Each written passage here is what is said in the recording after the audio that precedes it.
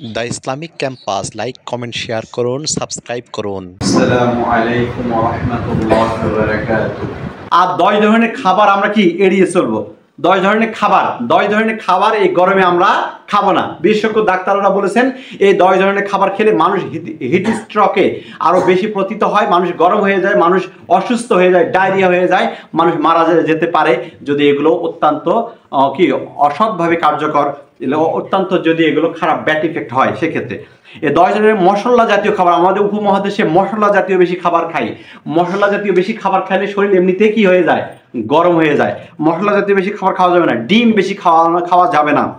তারপরে কি আইসক্রিম এবং কি কমল পানীয় জাতীয় খাওয়া যাবে না। আমরা মনে করি আইসক্রিম খেলে নরম শরীর ঠান্ডা হয়ে যাবে, তা না, এটা পিপাসা আরো বেশি লাগে, মুহূর্তের মধ্যে আর শরীর শুকিয়ে দেয়। এ বিষয়টা খেয়াল করতে হবে। ফাস্ট ফুড খাওয়া যাবে না। 4 নম্বর কি, ফাস্ট ফুড খাওয়া যাবে না। ডুবন্ত তেলে ভাজা কোনো খাবার খাওয়া যাবে না। তারপরে কি 6 নম্বর কি, চা এবং কফি বেশি খাওয়া যাবে না। দুধ জাতীয় বেশি খাবার খাওয়া যাবে না। চর্বি এবং তেল জাতীয় বেশি খাওয়া যাবে না।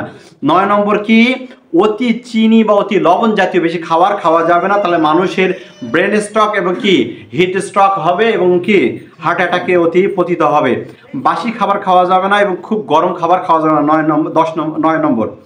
10 নম্বর কি, বাসি খাবার খাওয়া যাবে এবং কি খুব গরম খাবার খাওয়া যাবে না। এই বিষয়টা আমরা খেয়াল করবো, তাহলে শরীর গরম হবে না, শরীর সুস্থ থাকবে। এই বিষয়টা আমরা খেয়াল করব।